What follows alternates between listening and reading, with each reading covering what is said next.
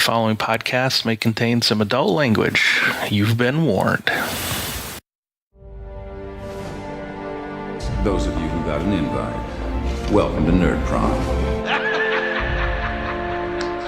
No matter where in the world you are, we're all nerds! International. With the hyphen.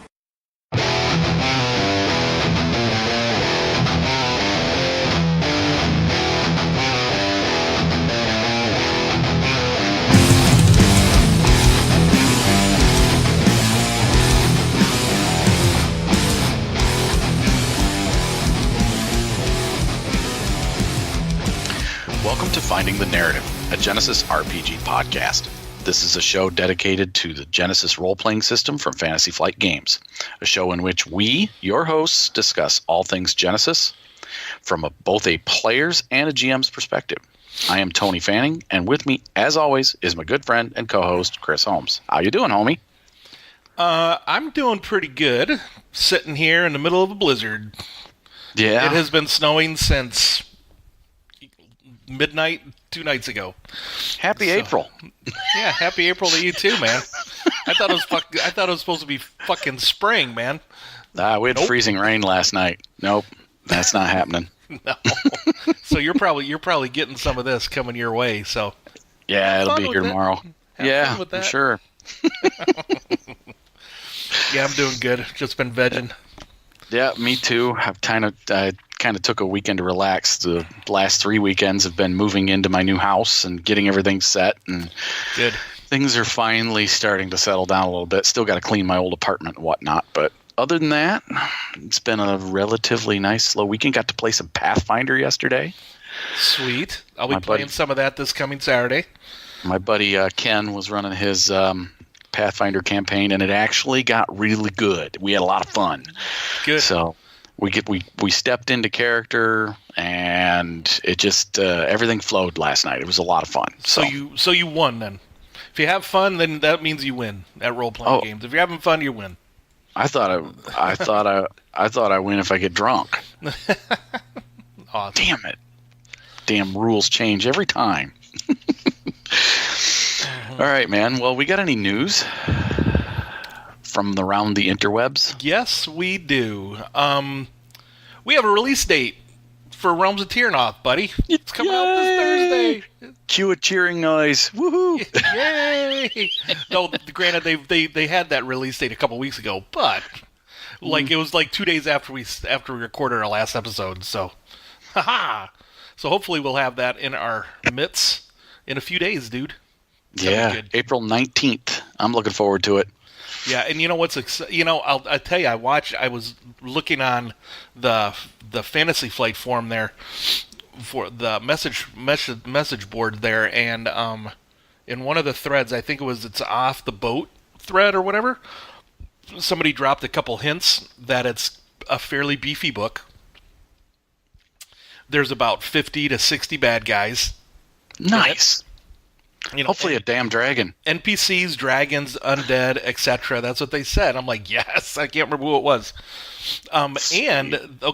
So there's this talent called it's a kobold talent called Not Another One. Now, what you can do is if the players roll a threat, actually, if they roll 2 threats, you could kick off this talent, and you could spend those 2 threat and add another kobold into the mix.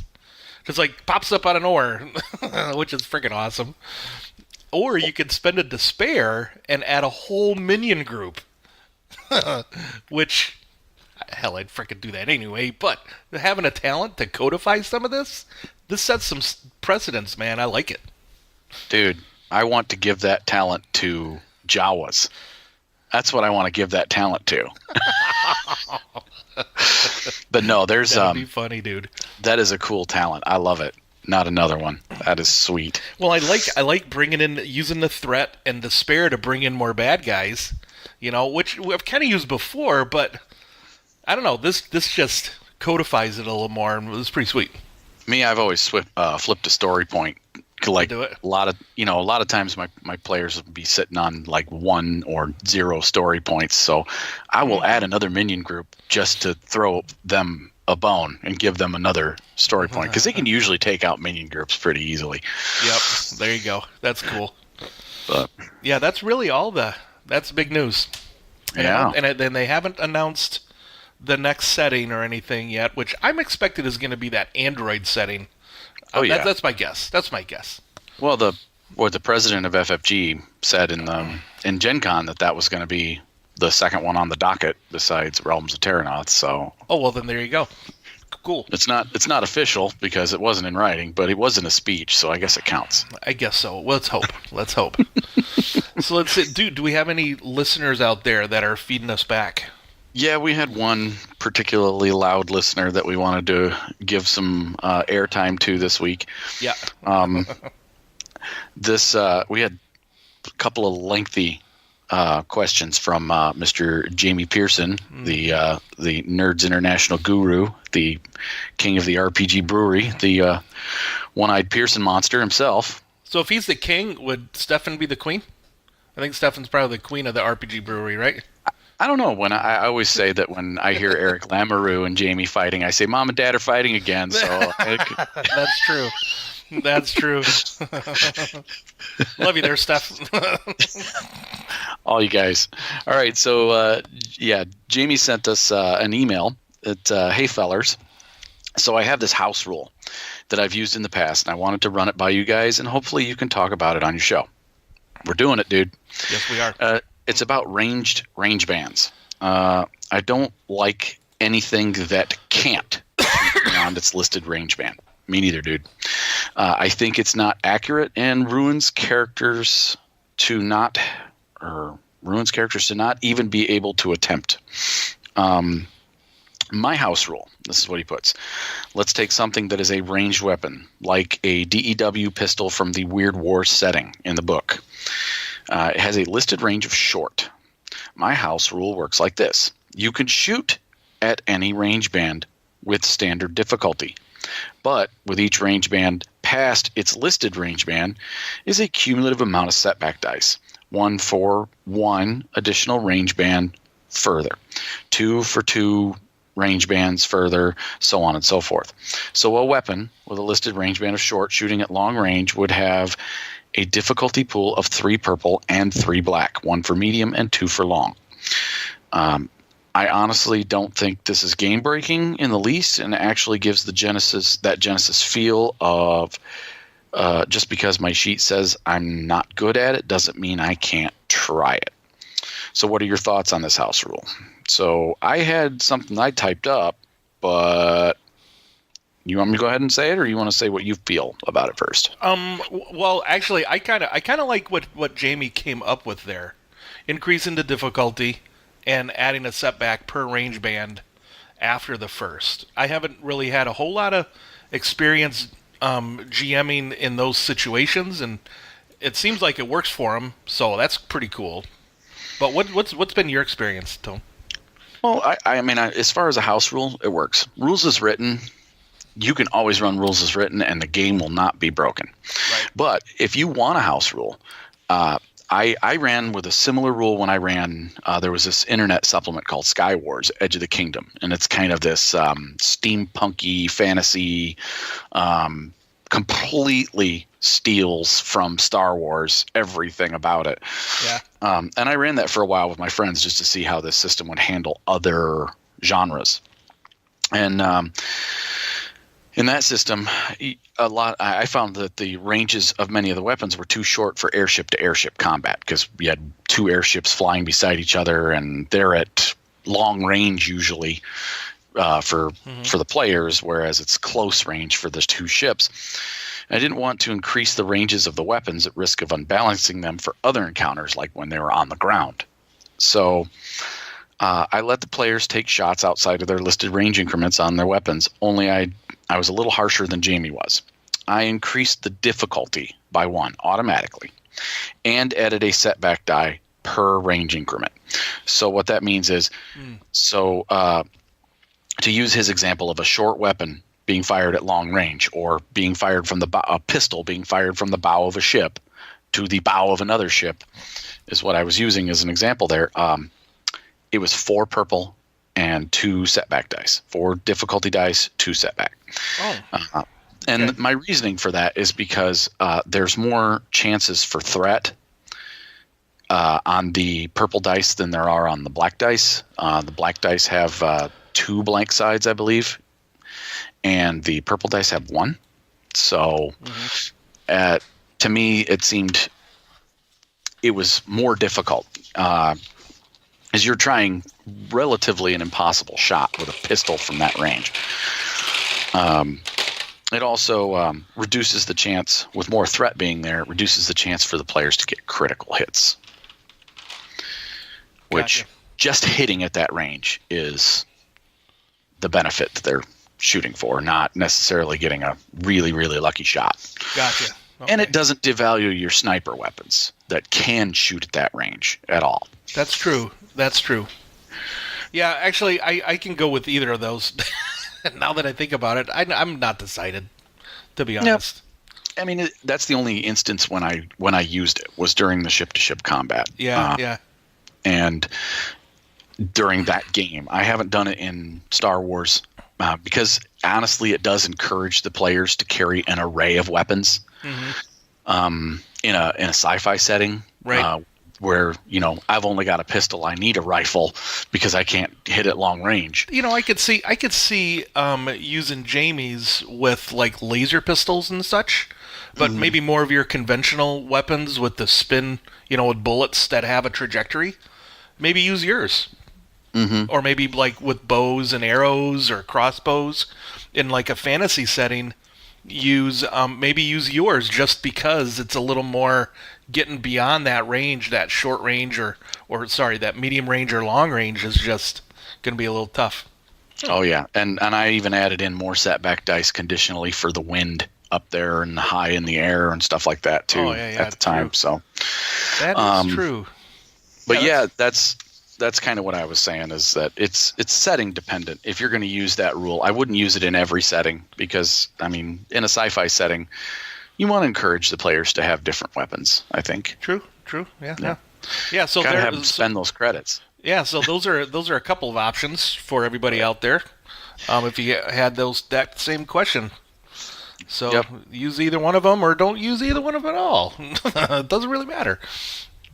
Okay, and then Jimmy had a second question for us. Yes, he did. He texted me the other day, and he asked, defense rating, how does it work versus magic? Now, we're going to get into a little more details on what defense rating means and what soak means and all that kind of stuff because of this episode that we're going to be talking about this. But I texted him back and said that I would play it as normal.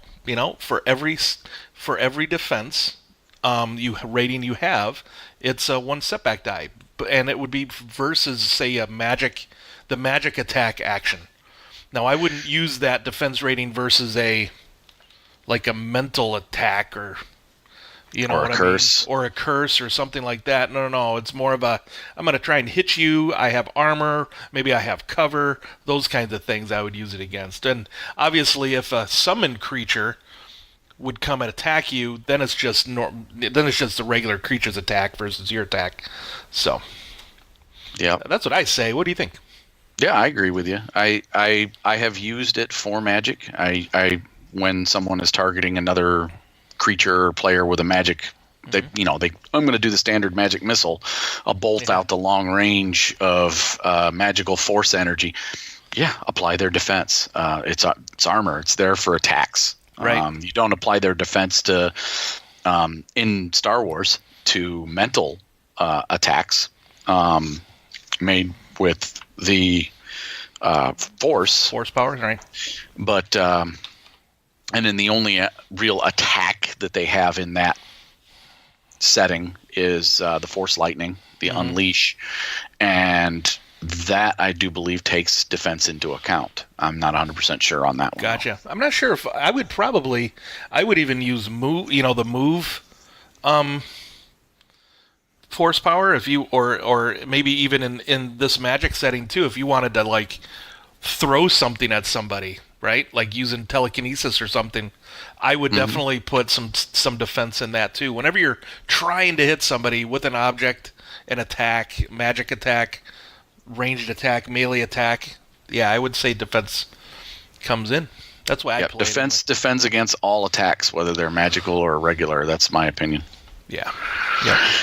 Now on the that was it. Sorry, I've been reading the show notes. Yeah, I thought there was more, but no, that's pretty much it. Yeah, and as far as you said about summoning a creature, creature would attack normally. That doesn't matter. Yeah. Defense doesn't really matter. Or matters there, but now, here's one thing you could do. If you wanted to put in an increase in difficulty on the spell because you want the spell to bypass armor. I would say that'd be a nice augmentation for the something to add to that table. Yeah, like a piercing or something. It either bypasses their armor, so it ignores armor, or it'll bypass a certain amount of soak. Pierce rating on a spell. That's doable. I would say so. Definitely. Yeah. Most definitely. Okay. Excellent. Well, I think I beat that question to death, man. I think we did. From the one-eyed Cyclops. Thanks for those, Jamie. Yeah, Jamie, thanks for those questions, man. And those of you out there, if you want to ask us anything, feel free to email us or go to Facebook and find us and drop us a line. Yep, or Google Plus, or you can even comment in the show on Podbean or iTunes or wherever, or YouTube, wherever you find us. That's right. Those are all the places they can find us. Yep. So you want to get into the Book of Genesis, my man? Let's get into the Book of Genesis, dude. We got a big topic to talk about tonight. Yes, we do.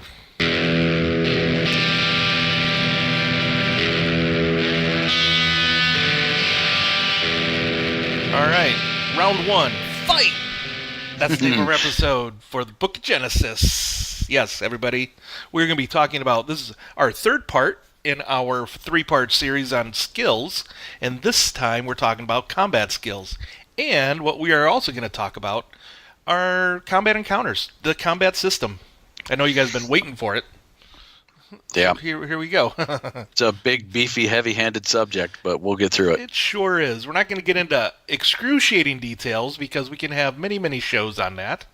But let's first let's go through these combat skills. Now, again, these are on page, let me go to that, 67 in the Book of Genesis. And they're laid out just like the other skills, where they have a description of what they are, what setting is suggested to use them all in, when you should use this skill, when you should not use this skill.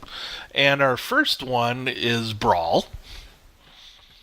That would be your martial artists, your fisticuffs guys that have your brass knuckles, the guy that just fight with their hands and feet and body and whatever.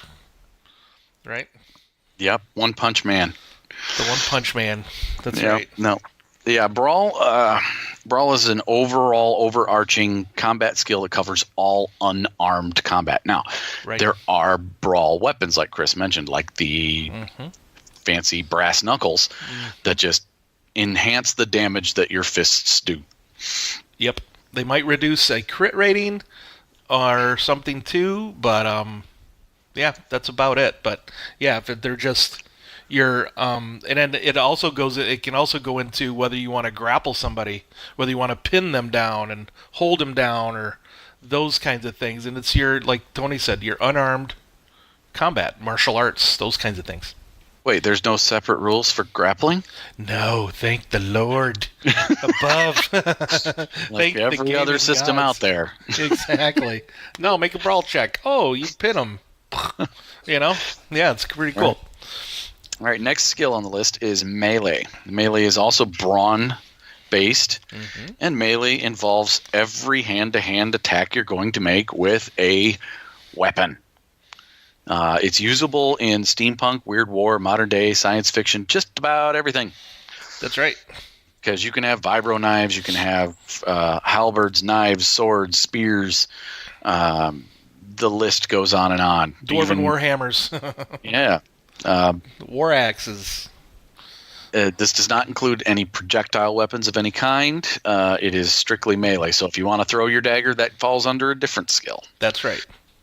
Now they have broken this out. Now there is just a melee bronze skill, but then they've suggested that in some settings you may want to break those out into melee light and melee heavy weapons, which believe your melee light weapons would be your one-handed weapons, and your melee heavy weapons would be your two-handed weapons. Correct. So I know I broke those out when I was doing in my Thule setting to break those out. Yep. And it is suggested in the book here that your fantasy setting is where you want to break these down, because in a fantasy setting, a lot of times they will tell you that the next group of skills we have are a broad skill as opposed to a breakdown. So what's that next one, Chris? The next one would be our ranged attack. Our ranged, and that would be linked to agility. Now, brawl and melee, and your melee light and melee heavy, those are all linked to your bronze skill. Your ranged skills here are linked to your agility. Skill or characteristic? Characteristic. Sorry, did I say bronze skill? It's all good, man. Yeah, and then of course your ranged, that's everything that if you're throwing grenades, if you're shooting a bow, if you're shooting a laser pistol, if you are shooting a crossbow bolt across an alley that has a line attached to it that you need to rappel through, and you need to hit what's over there. That's what you would do. Okay, cool. So, yep, it's pretty much that. And then it breaks down into two different skills, just like melee did. And in your more modern settings, your steampunk, your weird war, modern day science fiction, space opera, all those listed, you'll want to have, because of the broad range of weapons, from archaic bows and throwing knives all the way up to plasma weapons and Gauss rifles, you'll want to break that down. You'll have your ranged light, which would be your one-handed, small pistols, throwing daggers, throwing grenades. That's ranged light. And then your ranged heavy, which is anything that will require two hands to carry. Shotgun, a rifle. Anything that needs a tripod to use, like a machine gun. There you go. Or a sniper rifle. All those are going to fall under ranged heavy.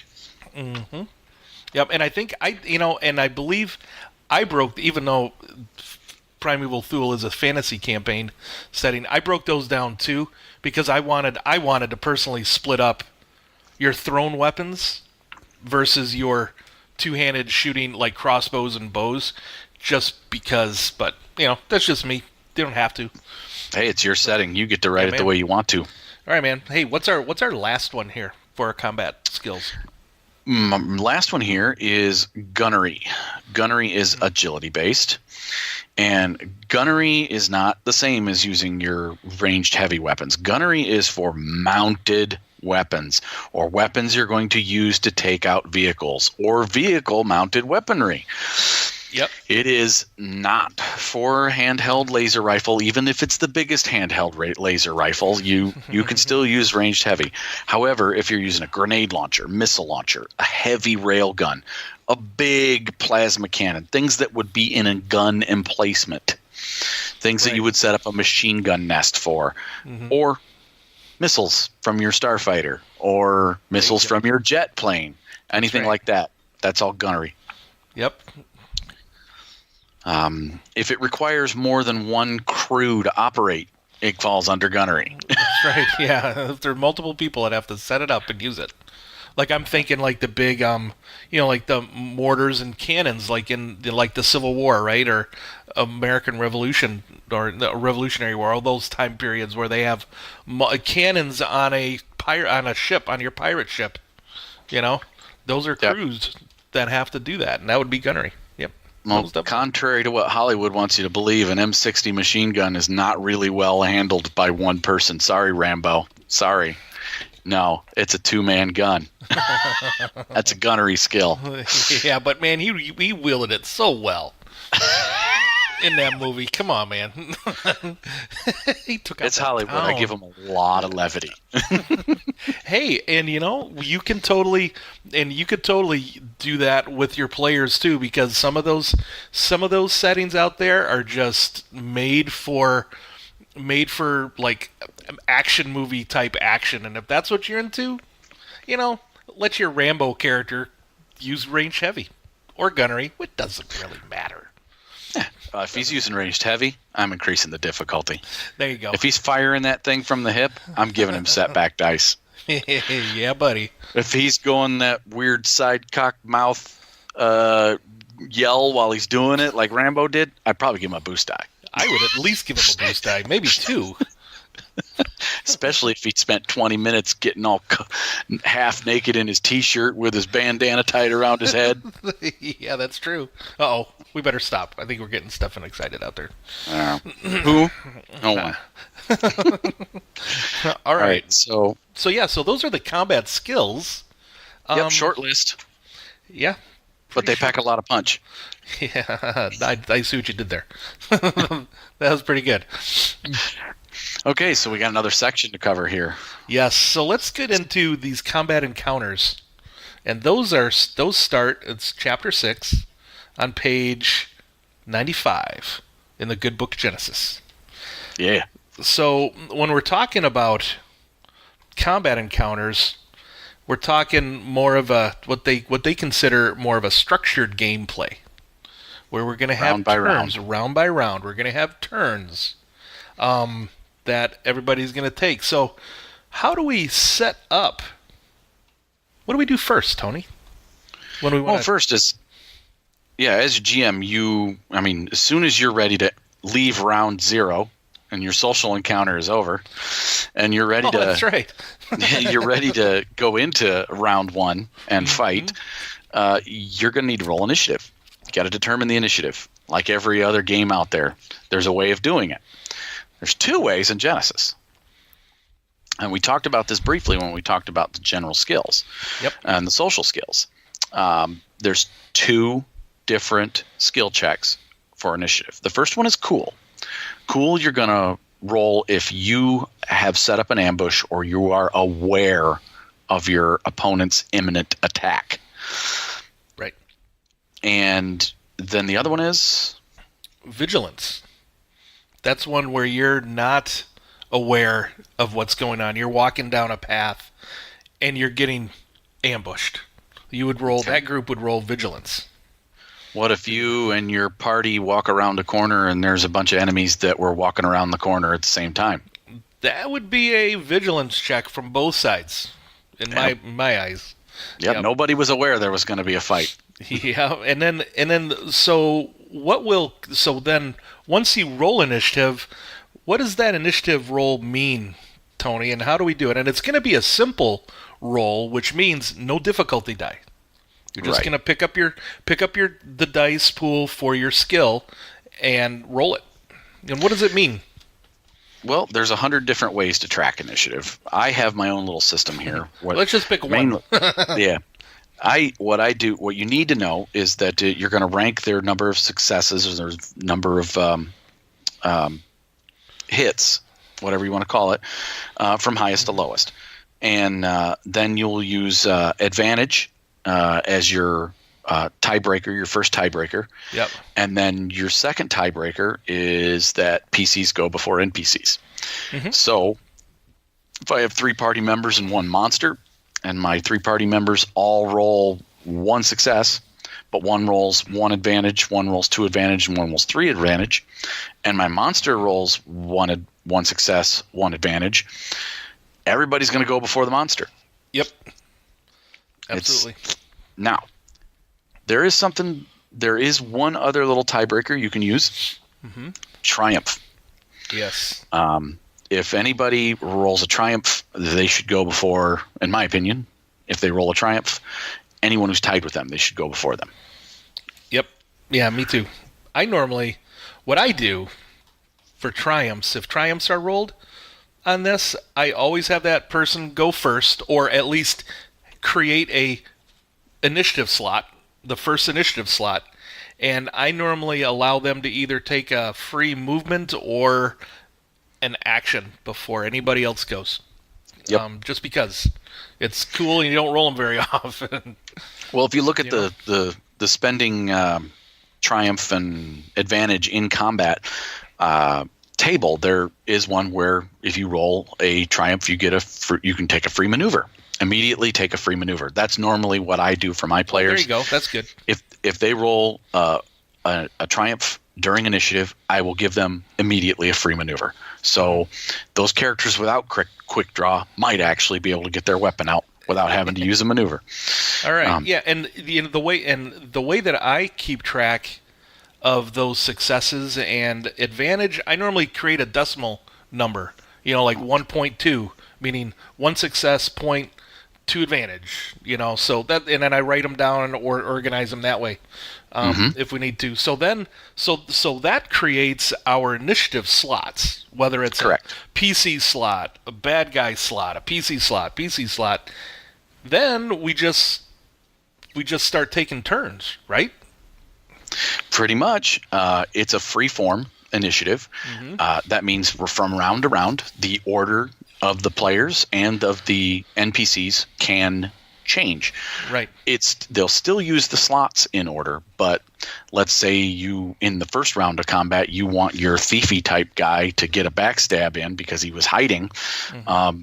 He gets to go first. Makes sense. And he may have, and there are talents out there that allow him to maybe get a boost die or maybe extra damage if they go before everybody else. So that's kind of where you want to, talk about it at the table between players. Hey, let me go first. If I go first, I can do this and all that kind of stuff. So it's kind of cool. It's a bit different than any other initiative system I've ever played.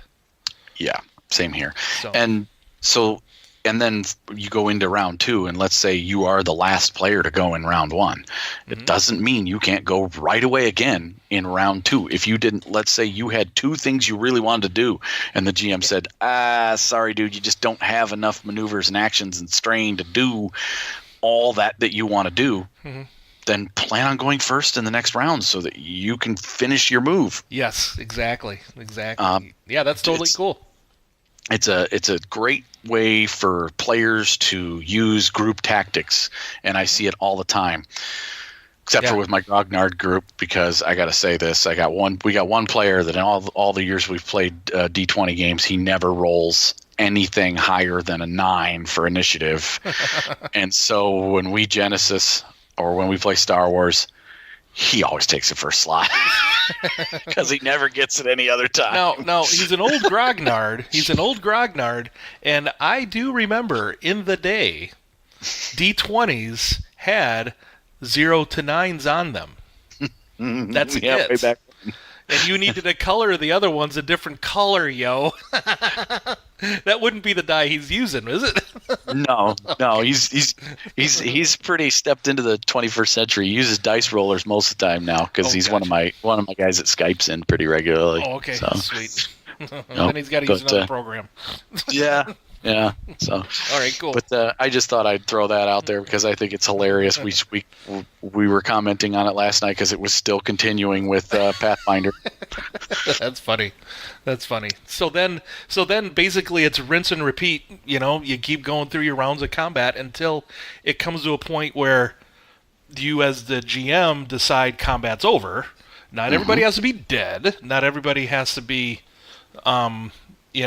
incapacitated or anything. Maybe your bad guys give up, and then you can come out of the encounter. Right. Might give up. Yeah. You're fighting Gungans today. Yeah. Exactly. So that's in a nutshell. That's combat. All right, next. No.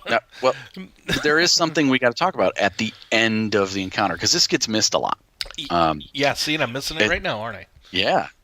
And even I miss it from time to time. As soon as that encounter ends, the last thing you do is you have your players roll either a cool or a discipline check to regain any lost strain. And that also is your indicator to them that any once per encounter abilities that they have or talents that they have will reset at that point. Right. And again, that's a simple check. No difficulty. dice with it. It's just their skill roll, the cooler discipline. Yep, and 1 success equals 1 strain regained. And I have a house rule, and you and I have discussed this before. We both have the same house rule. We made it up independently. 2 advantage equals 1 additional strain. Yes. Yep. That they get back. Absolutely. And I always, if they roll a triumph, they get it all. Yeah. That's yeah. So I normally do that too with when they're recovering strain and they roll a triumph. Yep. Cool. So oh, go ahead. I was gonna just segue, buddy. Segue in. So we are going to segue. Hopefully, I won't go off a cliff. Sorry if anybody knows the reference to that. It's a turn. So yeah, I'm taking my turn, right? We've gone through these rounds of combat, but what does that mean, man? What can I do? What can I do during my turn? Well, there's 3 things you can do. Okay. You can each one has a separate list of things that you can do with them. The first one is incidentals. Incidentals are minor activities your character can undertake that require little to no effort or time. Dropping a broken radio, speaking to a friend, switching on a stun baton, switching it on, like turning it on. These things are all incidentals. Don't take any time, effectively. Yeah. And there are even talents that turn other actions into incidental actions, like Quick Draw turns drawing a weapon, which is normally a maneuver, into an incidental. Which is a nice segue, because that's the next type of activity thing you can do, the type of action you can do. There's a maneuver. Well, not an action, but type of thing you can do during your turn is a maneuver. You can move 1 range band closer to somebody. You can aim a weapon at someone, and if you aim, and you've heard Tony and I do this as we're giving each other boost and setback dice and all this while we're doing our advantageous threats and such. You could take a maneuver to aim your weapon. You would get a boost die. You can also take the aim maneuver and try and shoot at a particular location on somebody, but instead of taking a boost die to that, you would take 2 setback die. Yeah. For that. And then, diving behind cover, that's important to do. That will grant you or give you basically a defense rating, or give them setback dice to hit you. Those are all maneuvers. What's the next thing, man? Well, the last thing is actions. Actions are anything that requires a skill roll. Doesn't matter whether it's shooting a gun, interacting with a data pad, starting a car, or trying to drive a car in combat. It does not matter if it requires a skill roll, and you may only make 1 of these on your turn. Correct. 1. Yep. Doesn't matter. So if you want to drive a car and fire a gun out a window and do all these other... No. Sorry, a lot of times Genesis is the yes and system, but when it comes to your turn in the round by round, only 1 skill check, only 1 action. Now, you could still drive your car, but if you're doing some complex, drifting maneuver, and that requires a skill check, a driving check, then shooting at the same time, probably not. Or you can combine it into 1 check and just make it more difficult if you want as well. That's the part that I was going to get at. So as a GM, that's cool. Yeah. As a GM, I don't always tell my players no when they want to try something that combines a pair of actions. I just pick the more. I usually let them pick the skill they want to use between the 2 they're better at. But then I apply appropriate difficulty. Yep. An appropriate setback based on what they're... If you're trying to perform a high-speed skid in your car while shooting a gun out the window, and you say, well, I've got a range light of 3, and I've only got and 3 agility, and I've only got a driving of 2 with 2 agility, I'm going to go ahead and make the shooting roll. Okay, well, then you're focusing more on the shot, less on the driving. So I'm going to apply a bunch of setback dice to your shot and increase the difficulty, maybe even give me a reason to spend a story point to upgrade that. That's right. And I'm going to spend my story point to upgrade it because, you know what? That's a cool-ass maneuver. Hey, Spending a story point because you're doing something cool is always a valid reason. Absolutely. So yeah, and then like maneuvers, how many of those can you take in a turn? Well, you get one for free, which doesn't quite stress you out too much, strain you too much. But you can only do 2 maneuvers in one turn. And if you take if you take that second maneuver, you'll have to take 2 strain on it as well. Or you could cash in your action to do it. You could cash in your action to do it. But if you want to take 2 maneuvers and an action, then you're going to take a couple of strain. Correct. So, some of the things that the 2 maneuvers that have been happening that I normally do, and I've had other players do, especially in the last Beyond the Rim game that I was running for Jamie and them. They were taking time. They didn't move or anything, but they had set up and they double aimed, which means you get 2 boost die, and you also get 2 strain as a gift as well for that. So that's totally legal. People might not think about doing that, but you can do that.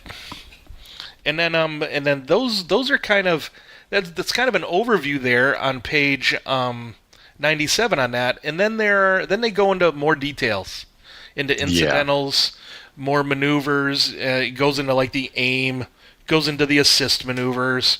So whether you're mounting or dismounting, getting on or off an animal, those kinds of things. One thing to note here, I just wanted to note something. I don't mean to talk over you, buddy. No problem.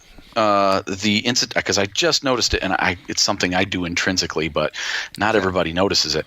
Incidentals, the very last paragraph here. One other note: generally, when it isn't the character's turn, an incidental is all they can perform. There is nothing wrong with you yelling something to another player in character when it's their turn and not yours. Mm-hmm. If you haven't gone yet, or you didn't use your incidental on your turn, go ahead. Do it. Yeah. I got no problem with that. And the rules say that it's perfectly fine. And there are also talents that turn some maneuvers into out-of-turn incidentals and so on and so forth. But I just wanted to note that. Yep, that's a good thing to note. Good thing to note. Yep. So we're talking also about the types of maneuvers that they list here in this broad overview of maneuvers. Yep. We talked about aiming. The next one that you can do is assisting. In combat, you can assist another character because let's just say you can't think of anything to do, but you want to assist someone. Good example. You and a friend are trying to manipulate a piece of machinery to use against the enemies, and everybody else is firing their guns, and the mechanic and his partner are trying to get it running. Yeah. You can assist them and all you do is you say, I'm taking the assist action or maneuver, and you get to assist your partner there. And you have to be within engaged range to assist most of the time. Yep. There are some things, if you guys have a rope between you and it involves using the rope, I'll adjudicate that as, okay, sure. Short range, you're fine. Yep. But usually it's engaged range. That means we're right next to them. And you just add a boost die to their check. That's all you do. Cool. And that's a maneuver to do. So you still take your action. Yeah, that's still could have taken your action in your turn. Yeah, and I always forget that too sometimes. That's only a maneuver to do. Mm-hmm. And then if you're thinking of like fighting defensively, or there's something called a guarded stance here, where you can perform a guarded stance maneuver where you take a setback die whenever you attack, but you also gain a melee defensive one, which means they'll get a setback die to hit you. Yeah, as well. Wizards out there, keep that in mind. Dive for cover, take the guarded stance. Yeah, all of that. That's right. Those things. Yeah, it'll help you. No, and then the next thing you can do is interact with your environment, moving a large item, opening or closing a door, taking cover. As I said, those are all a single maneuver that you can take. And what's the next one? We have mount or dismount and a beast of burden. Oh, you skipped one. Did I? Interact with the environment. Oh, manage gear. Oh yeah, so you're drawing a weapon, swapping weapons, reloading. Those kinds of things are a maneuver. Yep. And then mount or dismount. That's right. And typically those it wouldn't require a skill check, but if it's an untrained animal, then it'd be an average survival check. And that would make it an action because it would take you a little longer to do if you wanted to jump on that freaking saber-toothed tiger, baby, and run it and run it into combat. I'm not looking forward to that day. Yeah. All right. So, and then the last one here is, of course, why it's called a maneuver. You can move. That's you right. You can cover one range band. You can move from short to medium range, or move from engaged to disengage. Engaging with an opponent is a maneuver. So you're moving from short to engaged range. Like right next to him. Yep. In that melee range. Yep. And then, they do cover like the range bands as we get into those a little more. The reason I didn't list long or extreme range because those kind of have their own different little rules on movement A little bit. that apply. Yep. So, Yeah.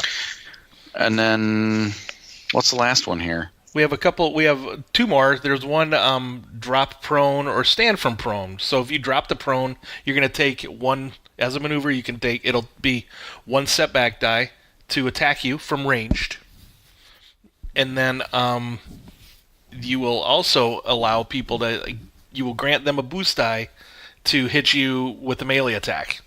So Or if you're on the brawl. ground. Or brawn, right? Yeah. And then they've got a huge sidebar here about flying. Basically, their rules for flying's just movement like any other movement. That's the long and short of that sidebar. That's right. There is another one called prepare, and some weapons like that M60. Rambo had to prepare that. I mean, he had to oil up a bit, and then he had to load it. He had to strap boy. it on, right? And and there's a prepare time. Somebody call Harrison Hunt. We need to grease up. Yeah, exactly. All right. So then there's plenty of, and then those are maneuvers. Those are, the rule of thumb there is, if it doesn't feel like a free action, something free that they would want to do that doesn't really take up time, or if it doesn't require a skill check, it's probably a maneuver. If it falls right in between there, then it'll be a maneuver. This is not an all-encompassing list. There are other things you can do. So, like swing from a chandelier. Yeah. That'd be a maneuver.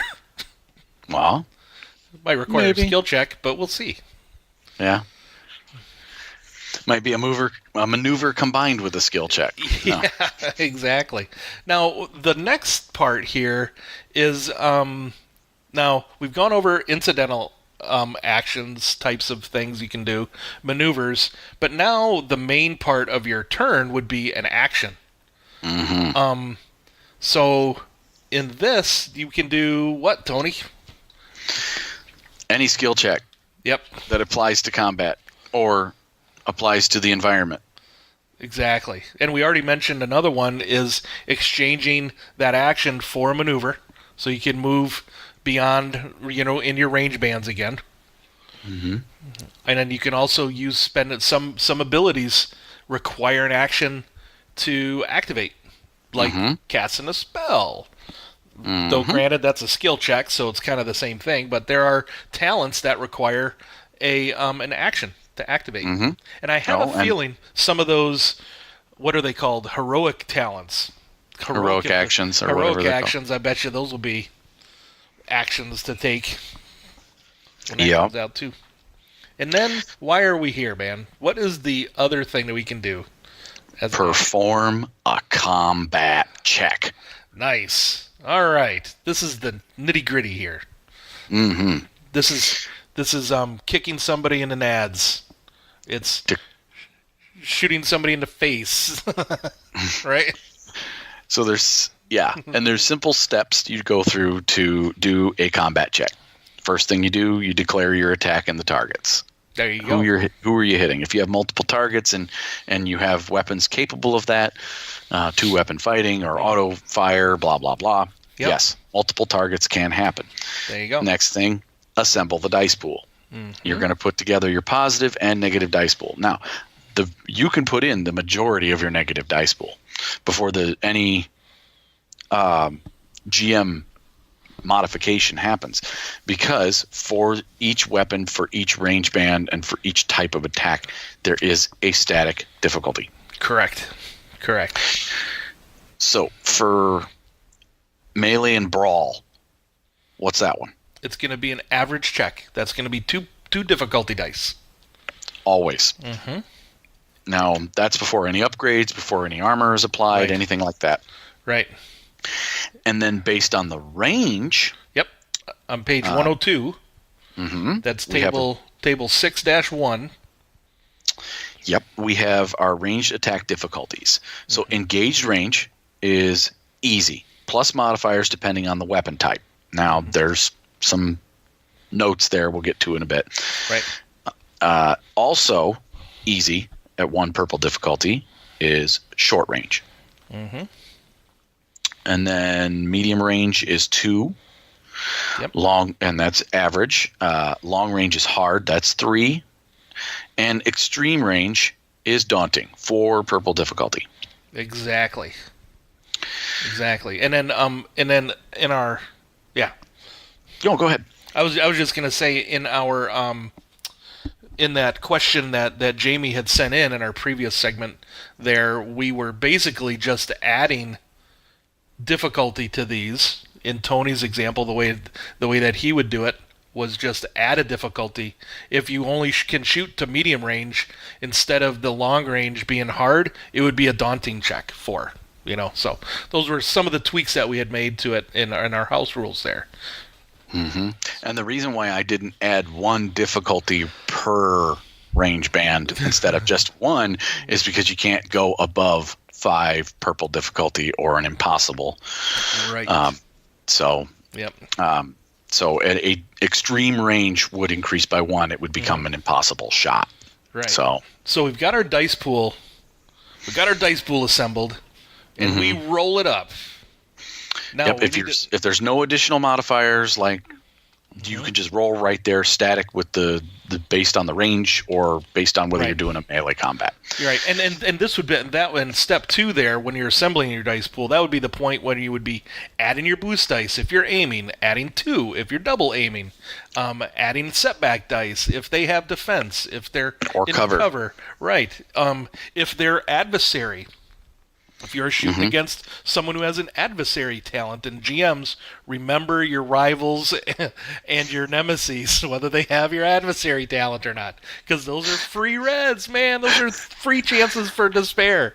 I have it permanently put right here on my freaking desk, a Post-it note that just says adversary with 3 exclamation points because I have forgotten it so many times. Yep, that makes a difference. That makes that rival stay 1 extra round or 2 and not be such a chump for the characters and such. So we roll our dice. Yep, now what? And that determines whether you hit or not. Yeah. Then you roll your damage dice, right? Nope. You don't roll your damage dice in this, man. Oh. Because what you do is for every success that you have, you're just going to add 1 damage to your base weapon damage. So say your knuckle dusters do brawn +1. Well, I have a brawn of 3. And then they do +1, so it's 4. Well, so that's my base damage of 4 on these knuckle dusters. And if I smack somebody in the face and I get 3 successes, I get to add 3 more damage to that. So it'll be 7 damage to it. So I have a pistol that's got a damage rating of 5, and I rolled 3 successes. I get to do 8 damage. Yeah, you do. So you're not rolling to hit and damage. You're just rolling your skill check, and your successes add to damage. So you'll at least be doing, if you hit, you'll be at least doing +1 damage That's what it boils Okay. down to. Then All after right. that, then you have to figure out all the other weird symbols on the dice. Yeah. Your advantage and threat. And that's where Or advantage and triumph, I mean. Yeah, no, you've got it. Our advantage and triumph, and then our despair and threat are handled in that order. Advantage and triumph, always handle those first, get them out of the way. Yep. Usually. I've had occasions where players are like, can I see what my despair result was before I get my 2 triumphs? And I'll be like, yeah, fine. Yep. All right. And how to spend those, there are tables on page... What page is that? 104. Table 6-2 and 6-3. That's spending advantage and triumph in combat and spending threat and despair in combat. Mm-hmm. So those are guidelines. You don't always have to use those. No, those just give you an idea of what you need to do. Key things to remember. Advantage, the crit rating on your weapons is activated. That number is how many advantage it takes to activate a critical. Right. Yep. And then there's other things that you can do with your advantage that affect combat. Enough advantage you can disarm your opponent for free. Enough advantage you can knock them prone. With triumph on a minion group, you get to kill an extra minion. Those are things, or knock out an extra minion if you're not in the killing mood. Right. Those are all ways that standard combat round play, round by round, keep those in mind because you're going to use those the most. Yeah, pretty much. And then the last part of adjudicating a combat check is applying the damage or reducing the damage from soak. So say Tony shoots at my character with that pistol and does 8 damage, and I've got like some padded armor and I'm behind cover or whatever. Maybe I have a soak value of 3 in that case. So he does 8 damage to me, and if my soak value reduces that damage would reduce that damage to a 5. And then I would apply that to my wound threshold, the number of wounds I have to that. So I would have 5 wounds at that point. Okay, what if I was firing a stun gun? Does the soak apply to the strain that it would do? Yes. The strain damage that you would do. Yes, it does. And then instead of applying it to my wounds, I would apply that to my strain threshold instead. Yep. So. And then the last thing, if criticals were activated, then you apply a critical injury. You roll on the critical injury table, which I do believe they have nearby I think here. It's in table 610, page 115. Yeah, I knew it was here nearby. Yep. And that one's pretty solid. Or you can have your handy dandy critical injury deck like I do and just find the card. There you go. Fantasy Flight produces it for Star Wars, and it's the same as Genesis. Exact same chart as it's a deck of cards that applies those critical hits, and it's very easy to manage what players get, what critical hits. You can just hand them the card. Here's your crit. They get to read it. You can move on. Very handy resource if you're sitting at a table. Yep. Pretty cool. Yeah, so that's pretty much how a combat action is done. Yeah. So you select your targets, assemble your dice pool, roll it, add your damage. Get your you deal your damage. Mm-hmm. You resolve your threats, your advantage, or actually your advantage and triumph. You resolve, then your threat, and then your despairs. Then you apply the damage, apply the criticals, and then go to the next person after that. Yep. Now, there is something. Some weapons can modify your critical. Or maybe we could talk about this during the critical injury area, but they do mention it here at the bottom of this page. On page, what page is it? 103. 103, that last paragraph, where if you have enough advantage to activate more than one quote-unquote critical injury, instead of rolling on the table twice to do two critical injuries or more, What you do instead is you would add 10% to that roll. And I made that mistake about the first year I ran this game. I just let people activate multiple criticals instead of just adding 10% to the critical activated. Yeah. Slowed combat down quite a bit. Don't do it, folks. Exactly. So if you quote unquote trigger your crit more than once, you just add 10% to the rolls there. Right, and we got a couple other notes here to just kind of cover briefly in this on page 104, 105, where it talks about melee and range defense. Yep. There is a key thing to remember here. It says no character can have a defense rating higher than 4. Yeah, I just read that and did not notice that before, to be honest. Yeah, which is good because I only have 4 Genesys setback dice, so... There you go. Would have been giving them all away. No, I have a lot more Star Wars setback dice. That's for sure. Gotcha. And like I said, and like we mentioned before, for every defense rating that you have, you grant the person attacking you a setback die. Mm-hmm.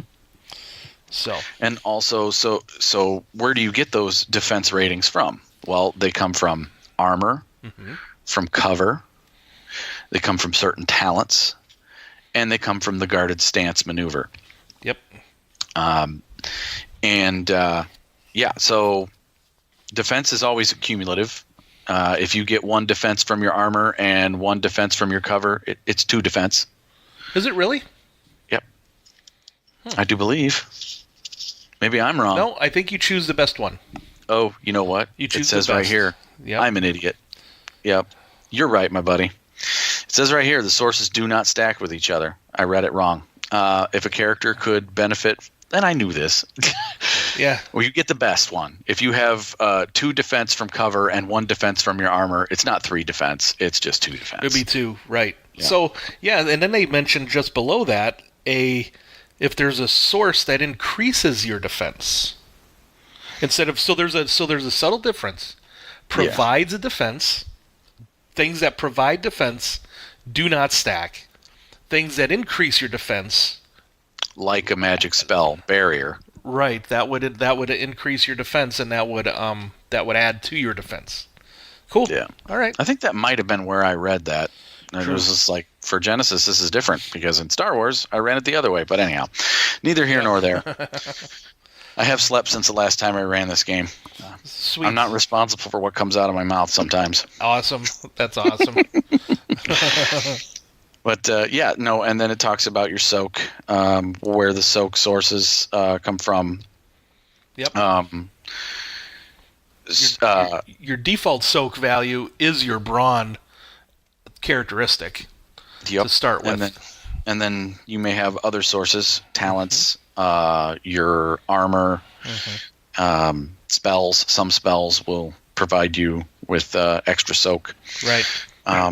And it applies to what if you're hit multiple times from the same source? You get to apply your soak separately to each hit. Like if somebody's auto-firing on you, you get to apply your soak to each hit in that regard. Okay. You know what? I think we just probably have a second mistake that you and I have made. I'm reading right here. It says soak does not reduce strain inflicted on a target except in specific instances, such as when the weapon is designated to do stun damage. Right. Yeah. So if you flip so in our case that we did, it's doing your weapon is doing stun damage. I do reduce it. Now, there is a stun weapon quality that does not. Right. You don't get to reduce your strain. It's a subtle difference, and we didn't mention it, and that's why I wanted to bring it up. Yeah. So, because I just mentioned stun gun, which it says right in the weapon's description that it does stun damage. Yep. And so a soak is still applied there, but if there is some other effect that does strain damage to them, you do not reduce it by soak. Right. Yep. And that's where, and again, soak is where you would when you're applying damage, you reduce the damage first by your soak value, and then you would take your wounds, and you have a wound threshold there. And the way that I've done it is I count up the number of wounds I have. If I have 5 wounds, I have 5 wounds. If I take 3 more, I have 8 wounds, because once the number of wounds you have goes over that threshold, then things happen. And we'll get into that a little bit later too, or we could talk about it now. Dude, it's our show. We can do whatever we want. Let's talk about it right now. Let's talk about it right now. Yeah. So if you do take more wounds than what you have for a wound threshold, what happens there, Tony? You're incapacitated. Yeah, you are. And that's when the GM does his happy dance. Are you dead? Instantly dead? No. Nope. It does depend, though, because you could. Because when you do take that attack, that damage that does take you and put you in an incapacitated state, you also take a critical injury. Yes, you do. No. And you're also considered knocked out, which means you cannot act. You cannot do anything. Once you've been incapacitated and knocked out, and you no longer can do any actions. Yep. And you no longer take wounds. Right. And on page 113, there's a sidebar called States of Health. And I think that might be where you're reading it from, or where you're looking at. Tony, yep, I'm in that section. You're either unwounded, you're either wounded, or whether you could be critically injured as well. Or incapacitated, like Tony said. So if you are critically injured and you take another critical injury, you actually have to add 10 to that critical injury roll. Yep, based on how many depending on how many critical injuries are affecting you at that time. Correct. So, and then when you go incapacitated, you take a critical injury. Now, if you take additional damage, let's say someone throws a grenade into your group that you're laying prone, knocked out. No GM would ever do this to players who have a total dick move on a DM. Yes, I said DM out there, bitches. Man, I'm shaking my head at you right now. Or dude. GM. I've done it several times to groups where I knock a player down. That's the perfect time to throw a grenade, because you can toss extra crit every time a character is injured. It's not every wound they take, but every time they're injured again after going incapacitated, it's yet another critical hit. Gotcha. And it is increased 10% for every critical they already have, plus 10. So, and I do believe you continue to add to your damage as well. You just don't go back to what they call "quote unquote" 0 from a D shift 7D game or whatever. If you take damage, you add to it, and you have to get healed that much to get back down below your wound threshold. Right? I never remember it being that way, but no, I would have to pause and read it to know for sure if you're right there. But that's I've never played it that way. That's the way I've always done it. Let's see. Yeah, we'd have to pause the show, and I'm not going to bother with that right now. Maybe I'll answer that as my own question for next week. It's okay. So it is. So you do. If it exceeds the wound threshold, the player should track the number of wounds they have exceeded to maximum twice the wound threshold. Oh, okay. The character must heal wounds until the number of wounds are suffered below their wound threshold before the character is no longer incapacitated. Now, so if your wound threshold is 10, you will keep track of it up to 20 then. Yep, that's what I think. Yep, that's what it looks like. Yeah, see, I never bothered that. I always just, when you hit your wound threshold, you stop. But hey, I guess that makes healing a little harder. Yes, it does. Yes, it does. I'll call that a house rule in my household then, because why track it once it's over the threshold? Meh. This isn't D&D. Well, it does matter, because if you're taking those stim packs or those health packs and stuff, those get reduced, right? Every time. Yeah. So diminishing returns, yeah. You might not be back in the fight until a day or two later. Yeah. That's true. I'll have to give that some thought. If that's fun for your group to do that. You could totally take these for what they are, and their guidelines, their rules, their guidelines. Yeah. However you want to do it. Okay, so let's talk about strain and strain threshold real quick before we leave this section. Yes. So when a character has suffered strain greater than their strain threshold, they become incapacitated until their strain is reduced so that it no longer exceeds their strain threshold. Mm-hmm. They are likely unconscious. They may just be dazed or staggered or in a fetal position on the ground, whatever narratively fits you as a GM. When NPCs or creatures suffer strain, they generally apply that strain directly to their wound threshold unless they are a nemesis. Right. Yeah, so okay. GMs out there, when you have your minions can't take strain, can they? I don't think they can. They can't voluntarily take strain either. But rivals can, and you'll notice, well, if he takes strain, where do I count it? Is it just free for rivals to take that extra maneuver? Nope. Mm-hmm. They have to take wounds instead. So if you do strain to a rival as a player, that's actually going against their wounds. So, and you can narrate that how you want.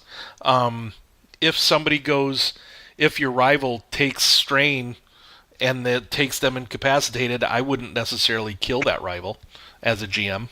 I would say that they're unconscious, they're still alive. They could still, interrogate them, that kind of stuff. Yep. So, oh yeah, that works. I've done it many a time. Oh yeah. All okay, right. So, in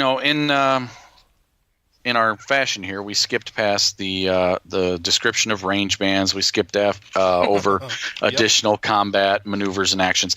We can get into some of that stuff later. I don't honestly think we need to cover improvised weapons or all that right now. But the range bands we should talk about just a little bit. Though I do have one question for you.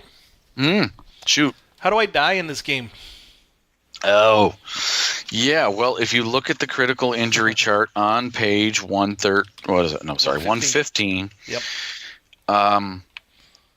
Critical rating 151 plus. Yep.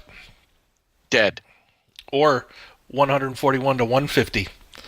The target dies after the last initiative slot during the next round, unless this crit is healed. The end is nigh. Mm-hmm. Yep. Right. So, yeah, those two crits right there are pretty much the only way you die through mechanicals. Right. There's also, looks like bleeding out is another one. Oh, is Until this is 131 to 140.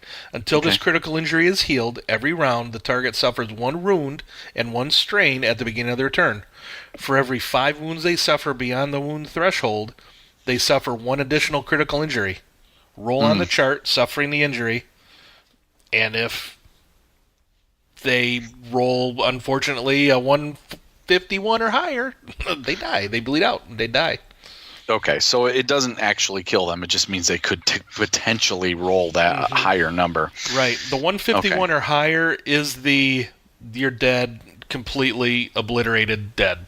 Yep. But these last 2 tiers before that, you still have time to save your character. Yeah, and there's also narrative death. I've had a person hit with a ship weapon before. Wow. And that just makes him into pink mist. Yep, pretty much. I mean, narrative death. Death, yeah. Yep. For all those stormtroopers that were on the Death Star. Yeah. I don't think you really had to keep track of their wound threshold for all those minions. Think they got them. Yep. Right? If you're in no, there's that one stormtrooper who didn't blow up in the Death Star because he miraculously never rolled 150 on his death save or on his critical injury rolls. Yeah. No. If there's a narrative reason for absolutely everyone to die and usually when a vehicle explodes or when a huge weapon or effect goes off that just creates mass destruction. When that ancient red dragon, like lands on you, right? I mean, yeah, you're done. I think you make a splort noise. Yep. All right, so let's see. So that I had to ask because no, it's all good. Myself, I take it for granted that I can't ever die, but I do. I lose characters all the time in all kinds of games.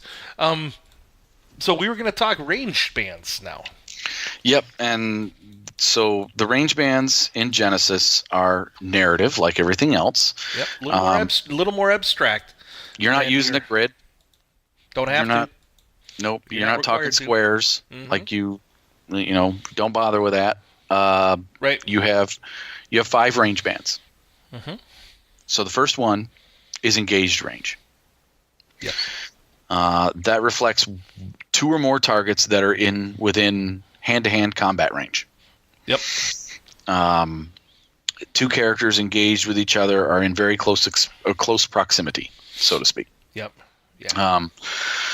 And that pretty much, I mean, I don't think there's a limit on how many people can be who can be in engaged range with you, but I generally don't allow more than 4 or 5. Yeah, I mean, I would think of, I think we all kind of play with miniatures anyways.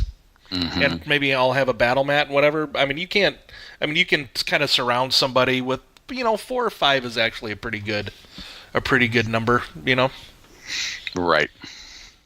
Okay. And then the next one? The next range would be short range.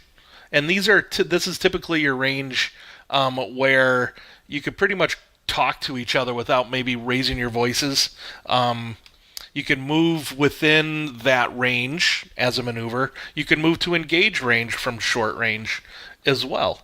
And these are typically, your thrown weapons and your pistols, those ranges. And if you want to codify it for feet, I've always used somewhere around your 30-foot range increment. You know what I mean?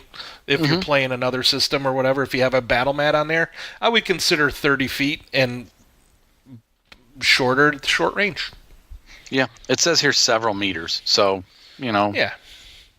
Even you could even call it 10 feet if you wanted to. It all depends on you. It's your narrative style in your game. Mm-hmm. And what you would typically do as a GM when you're describing the scene, when you're walking through, hey, you guys are walking into this bar, you could say, hey, from the front door to the back wall is about medium range. The bar about halfway, maybe right in the middle of the bar or this inn or whatever is probably short range away. To kind of give people an idea of what you're talking about as far as ranges go too. Right. The next one would be what? Next one's medium range. Mm-hmm. It can be several dozen meters apart. This is usually a pistol. Reliable pistols, long, your Desert Eagle or your large laser pistol, whatever. Those are generally the ranges for those kinds of weapons. It's kind of out of range for thrown weapons. 2 people at medium range from each other, they need to shout or talk loudly, I should say. Sure. They can't be whispering to each other, that's for sure. Mm-hmm. And moving from short to medium range requires little exertion. It takes 1 maneuver, right, to move from short to medium range or move from medium to short. Yep. All right, what's next? And our next one is long range, which is farther than medium range. These are like your rifles, your mounted guns, weapons that might use the gunnery skill too are ones that you would do. You basically need to yell at each other to hear each other as well. And moving between long range to medium range requires 2 maneuvers to do. And to go from medium to long range is 2 maneuvers as well. Because it takes a bit more. It's almost a it's kind of a what's the word I'm looking for? I can't remember the word. Forget it. Keep going. Okay.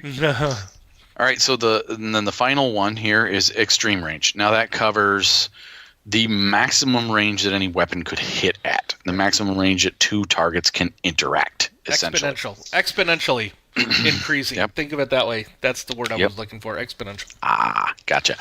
Yeah, high-tech sniper weaponry and vehicle-mounted weapons, some of them, can reach out to this range. 2 people at extreme range may not even be able to hear each other. Right. Even if they shouted. Moving between long and extreme range can be time-consuming and exerting. It requires 2 maneuvers. Yep. So no one is moving from extreme range into engaged range ever in one action. There's just no way. No. Because you got 2 for extreme, 2 for long, 1 for medium, 1 for short. There's no way. Yeah, it's going to take you 3-4 rounds to... It's going to take 4 rounds to get next to somebody. So you don't want to start running at them with your battle axe right from extreme range. It's going to take you 4 rounds to get next to them. You'll be like the Sir Lancelot in the Holy Grail, charging forever. Yeah, exactly. With the drum roll. Yep. All right, so that covers your basic combat ranges and the ranged bands and damage and wounds and critical hits. There's other parts of this whole chapter that we can get into later, the more fine-tuned combat things like 2-weapon fighting and improvised weapons. Yeah. But really, that pretty much covers all of our basics on combat. Yeah, it pretty much does. Yeah, this is actually pretty good. A good point to wrap this section up, actually, to be honest. Because, we could get into a lot of other details on this, which we'll save for other shows. Sure. And if people want us, if there's anything specifically you want us to talk about, and I believe we're going to go over and talk about vehicle combat as well at some point, too. Oh, yeah. All right, well... Good. I think that pretty much wraps up a simple combat section scenario. Section synopsis. That's the word I'm looking for. Yeah, because I know what's on your brain. I'm pretty sure we're not going to talk about this next section. The first rule of Fight Club is what? Well, I don't know. I'm not allowed to talk about it. I know. See. All right. Well, then let's get into let's run through. We're going to run through a combat scenario here next, and we'll see you on the flip side. All right.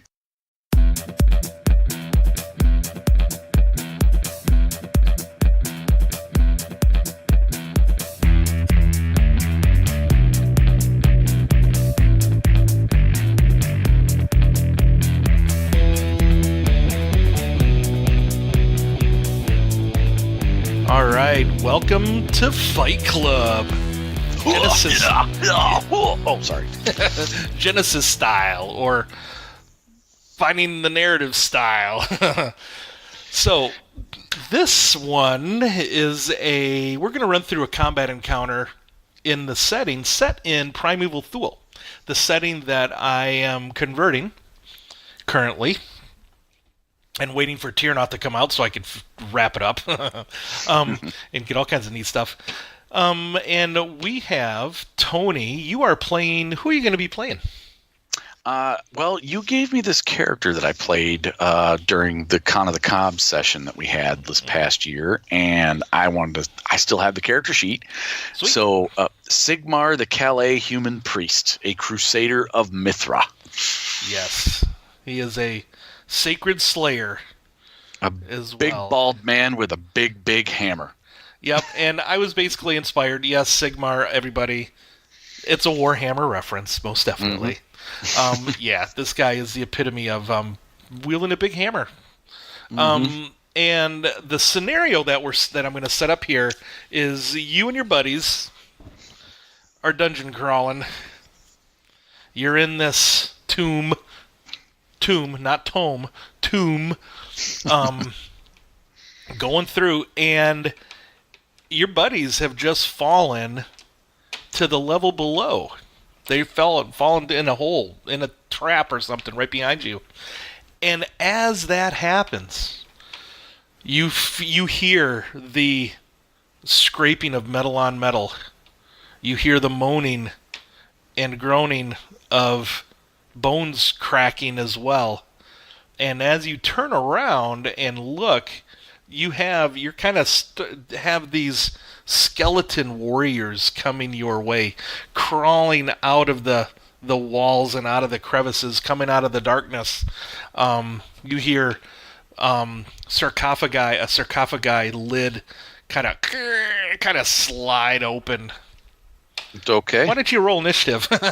Will do. All right. Well, I have a willpower of 3 and a vigilance of 1, so it's 2 green, 1 yellow. So, right. And I had 5 successes, 1 advantage. Holy buckets of oats. For those of you following along at home, I am using the skeletons from the fantasy setting on page 146. So I have a group of 3 minions in each. Their vigilance is a group skill, and they have a willpower of 1. Yay! And I get to upgrade that once. So that green goes to a yellow, and then I get to add an ability die. And I'm not going to beat you. Actually, I got 3 successes and 1 advantage. So, still not enough, man. I know. Did you get any advantage on your roll? 1. 5 and 1. 5 and 1. What I have done in the past sometimes is when people roll for initiative, I allow them to spend their advantage on something in the environment. Well, I know what I'm going to spend mine on. 1 advantage, something in the environment. Well, the sarcophagus lid that is nearby is kind of. It didn't fall all the way to the floor. It's kind of cocked a little bit, so that if I end up wanting to kick it over or use it as something I could flip later, it's easily ready for you. Sweet. Yeah. That's cool. I like that. I like that environmental effect there. And the environmental effect that I have is one of the one of your buddies was carrying a torch. Oh. So it's a little dark down here, but you still have the torchlight from below coming. So I'm going to give you you're going to have like a setback die on your attack. Okay. For these things. So you can go first, man. All right. So first thing I'm going to do, I'm going to spend my maneuver to draw my ancient maul of the undead slayers. Nice. And I am going to. Yep, I'm going to take a big, massive swing at the first group of minions. Cool. As long as they're in engaged range. If they're not, I will probably take 2 strain to move into engaged range. I was saying, you know what? We're going to say that these minions kind of got the jump on you a little bit because you were worried about your buddies. So a minion group is at engaged range with you right now. Good. Okay, cool. So my Ancient Maul of the Undead Slayers is a superior weapon, so I get a blue die automatically. And I have a brawn of 4 and a skill in melee heavy of 1. So right now I have a 3 green, 1 yellow, 1 blue, and 2 purple for melee. Yep. Difficulty pool right now. Yep. And then you have 1 for being setback for being dark. Okay, got that. These guys have shields, so they have a 1 melee defense. So I got that. And I am good with that. Okay. So actually, you know what? I'd like you to upgrade one of those to a red. I'm spending a story point here because you kind of got your back up against this hole in the ground. All right, I'd already rolled when you said that, so I just picked up my difficulty dice, and I'll just re-roll those ones. Okay, cool. Right, that's fine. All right, so, right away, what I notice is that I have some threat, balanced threat of 2, and then I did get some success though. Yeah, I had a grand total of 5 successes, 2 threat. 5 successes, 2 threat. Okay, so then how much damage is your attack going to deal? Well, the maul, this big weapon, does a grand total of 9 normally, so I'm going to do 14 wounds to this group of minions. Holy crap. Okay. So, because these are wimpy skeletons, and you are a badass, you're maul. How do you take these 3 minions out? Oh, I got 3 of them? Yeah. Well, okay. So let me actually explain this for the GM, the new GMs at home, how you would handle minion groups here.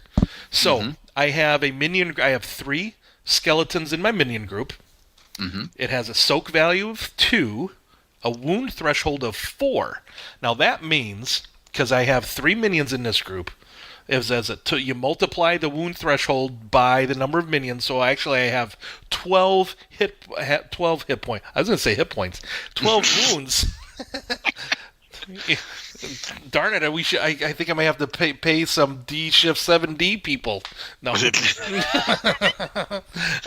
So basically, what you would do on an attack, like Sigmar's attack here, he did 14 points of damage. I reduced that damage by the soak value of my minion group, which is a 2, which that leaves 12 wounds that he does to my minion group. And the first minion is gone after 4, the second minion is gone after 8, the third minion's gone after 12. So he effectively took out this whole minion group in one swing. That's how that worked. What does that look like? So, and that's one thing we didn't discuss earlier. The combat check for an attack is not just doesn't have to be for just one swing. Correct. It's a series of attacks you took in that turn. Yep. So, what I do is I lift up my maul and I hold it back and I just take a huge baseball swing. And I hit that first one right square in the center of the shield. Nice. And he goes bam, bam, right into the 2 behind him, slams them, and they just fall bones and dust on the ground. Nice. Well, the 2 threat that you got are the bone shards that exploded off of this first guy that kind of cuts into you a little bit. So you're going to take a couple of strain for that. Okay. Sounds good. And that's what you could spend a threat. You could cause strain to the players, and that's kind of what I'm doing here. I'm just glad they're not kobolds, so you didn't bring in more of them. Huh. Well, darn it! I messed up. These are kobolds. These are kobold skeletons. That's exactly what they are. Because instead of 3 in this next group, there are 4. Because one comes out of so now it's my turn. My minion group is just gonna come up and start scratching you, and we're gonna say there are 4 in this group. Okay. So we have 2 for a brawn and melee light. They're taking their rusty blades that they're gonna start attacking you with. That is a skill for them, so every minion after the first, I get to upgrade, so that I get to upgrade it 3 times. So these 2 greens go up to 2 yellows, and I get to add a green. Okay. And it is a melee attack. Okay. What kind of defense do you have? I have a scale coat that provides 1 melee defense. Cool. All right. There is that. Yeah. So that's going to be my attack there. And that's 2 yellow, a green, 2 purple, and a black. Does that look good to you? Yep. All right. Here we go. Rolling on a book of Genesis. Oh, hello there. All right. So I have those cancel, that cancels. I am left with a success, an advantage, and a triumph here. Okay. Let's see here. So I think what we will do, first off, I have to apply my damage to you. And that would be, I get to add 1 to this. So the blades do 5 damage, so it's going to be 6 damage. I have a soak of 6. You have a soak of 6. Okay. But I'm going to do a critical hit to you. And my advantage is I believe I would like to maybe give you a setback die on your next attack because you're kind of on that edge there. And I can really end this combat right now and just push you down the hole. If I want. That's true. But I want to roll on the critical injury table because it's part of combat, and we're doing combat. And let's do this for our listener audience. Our listener audience. Here we go. Rolling. So with that, you take out your D100, and I rolled a 34. Go over to the table. Oh, I gave you. You are stunned. Ouch. That means you are staggered until the end of your next turn, which is actually really cool for me because if I don't remember this correctly, I think staggered means you cannot take any actions. You cannot. I can maneuver, but I cannot act. You can maneuver, but you can't act. Oh, until the end of your next turn. So next turn you can't act, basically. Right. Alrighty, and by the way, it's your turn. So for my maneuver, I'm going to take a guarded stance. Ah, very good, very good. And then for an incidental, I'm going to slide one hand up towards my chest and grab my holy symbol. Sweet, praying to the gods. All right. Go ahead. So you took a guarded stance. So it's basically going to be the same attack I did last time, but I'm adding a setback die. Okay. So here we go. You know what? I think it's narratively, since I'm praying to my gods and I'm guarding myself with that big maul. Yeah. I'm going to spend my story point to upgrade your check. That sounds really cool to me. That sounds good. All right. Here we go. All right. Well, it's good for you to know I did not roll another triumph. Though I did get another success and a threat. So again, 1 success, it's 6 damage, which you are a tough sumbitch, and you soak that. Yep. That's mostly his 4 brawn, but also 2 soak from his scale armor. Yeah. He's a beefy dude. He is a beefy dude. All right, and I have 1 threat here. How would you like to spend that on my guys? Well, I will take that as a boost die because these things are not prepared for the next thing I'm going to do in round 3, which is going to be my next turn. So I'll take it as a boost die for what I'm going to do. All right. What you going to do? It's your turn. All right. So I'm going to, in that prayer to my gods with my holy symbol, I am going to exude Mithra's holy light. This is a predetermined attack that Chris has determined. It uses the attack power in the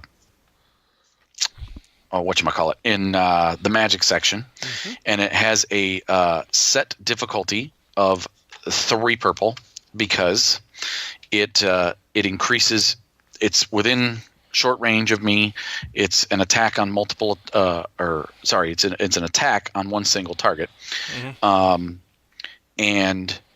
but it's got 2 extra difficulty from the normal 1 because it increases the damage to 5. I think it is. I think so. I think it's okay. Well, okay. So, I built that character with what do you call it? With the Star Wars force rules. powers, yeah. So, but the way I calculated it. Oh, you know what? It's 1 purple difficulty for the additional targets, but I don't need it because it's 1 minion group I'm attacking. So, but True. Anyhow, I'm going to go ahead and roll it. It's my divine spellcasting, which is 2 yellow, 1 green. Okay. I get a blue die that I took for them not seeing me praying to my god. And the set difficulty of the power, which was 3. And for shits and giggles, I don't care whether that's different or not. All right, so anything else you want to add? Oh, a setback die for the darkness? Yeah, that'll do. That sounds good to me, man. All right. Roll them. Alrighty then. Ooh, okay. I had a grand total of 7 successes. No triumph, no advantage. Just 7 successes. What? My wow, boost die, dude. my boost die, and my my boost die had 1 success on it.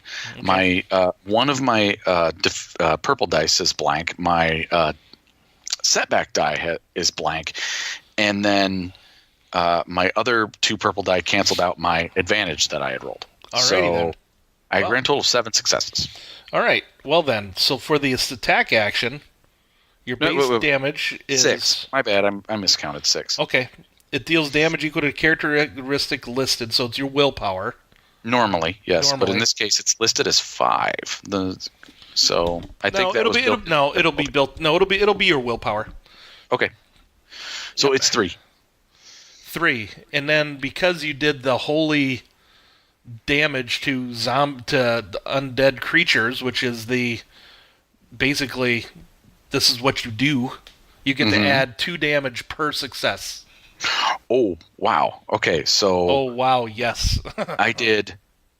Okay, so 2 damage per success. So that's how. Okay, 4, that's how that would work. 5, 6. So that's 12 plus the 3, 15 total. 15. All right. Well then, we are going to describe this as such. You grab that holy symbol, and you an energy wave of this positive divine light just kind of comes out from you, and just destroying immediately 3 of these 4 minions that are on you, and staggers this last one back into like the wall, and it just kind of is just kind of stunned there for a moment. We're gonna say it's staggered, so I'm gonna allow you to take another turn here to do what you want. These guys aren't around you. Well, I should probably catch up with my friends. So what I'm going to do is I'm just going to take a quick stab out with my hammer at that last one. Yep. And then probably leap down the hole after my friends. Sweet. All right. Sounds good to me, man. I've got his defense. I've got everything free from the previous pool. Do you want to add anything? No. I'm good. Okay. All right. Did not do so well this time. No. 1, 2, 3, 4 failures. 1, 2, 3, 4 successes. So my failures and my successes are a wash.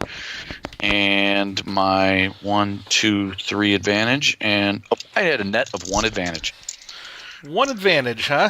All right.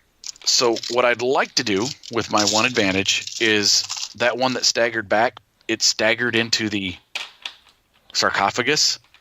And fell back into it? Fell back into it. And that sounds good. It gives me that momentary lapse I need to lift the lid back up on top of it. Awesome. I like that. So you drop your hammer as an incidental, and you just kind of lift that lid and throw them in it. Sweet. Then you can go find your buddies as they're calling for heals. Probably. Sigmar! Oh, we need some heals from you down here. Yep. All right. So, yep, that's a quick, short combat round, folks. That's, what's 3 rounds we ran there in a matter of a couple minutes. Now, mind you, it was 1 player, but it doesn't go slow, normally, combat. No, it can. At times it could. And as you all get better at creating your dice pools, and adjudicating reading the dice and all that other good stuff, the combat will go faster. Might be slow at first. Excuse me. But it'll go by faster. Yep. And one thing I didn't do in my dice pool for the most part, because we were just trying to do a quick combat there, is I didn't personally go through my dice pool and pick something out that kind of stuck out. Like if I had, when I rolled blank die on setback die, the darkness didn't affect me. That kind of thing. Right. So that's basically, what am I saying? That's more of an advanced method of reading your dice that you and your players can get into the habit of doing in the future. But initially, you'll want to just take what's left over and adjudicate from there. Right. Yeah. And for me, like the one of that attack that made your character stagger, I rolled a triumph on that. What do you call it? Proficiency die, and that's given to me because I had multiple minions, and I could just see that these guys are just kind of hitting you all at once. You know, you just kind of get hit. Like you can't block all the attacks. You can't block all the attacks, so you get multiple hits on you all at once, and it just staggers you there for a sec. So. Okay. All right. So then, that was that section that we don't talk about. No, we don't talk about that anymore. Okay. All right, man. Next to our favorite section coming up here. All right, sounds good. All right.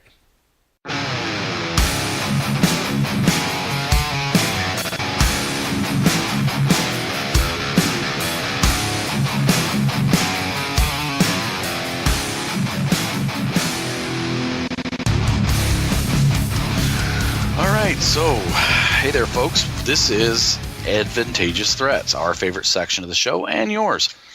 So this week for Chris, I have, my character, and I even gave him a name and everything. So my character, Waldrick Walderman, a private investigator in a cyberpunk setting, is pinned down by two thugs with full auto SMGs in the front of a Chinese restaurant. I'm using the sushi buffet counter as full cover. Nice. And using the guarded stance as I try to shoot one of these thugs with my trusty handgun. Cool.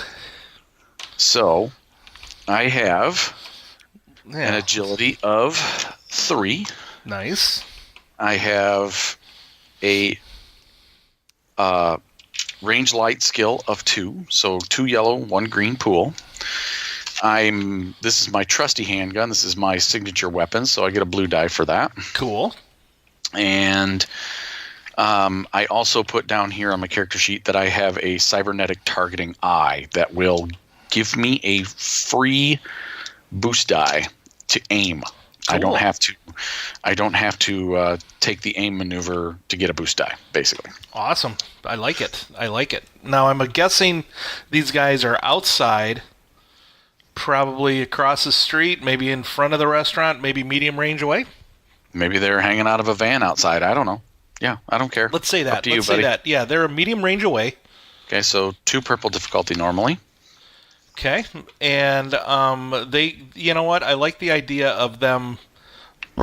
They're outside. They're behind their motorcycles that they drove up on. They got some cover. Okay, 1 or 2 dice worth.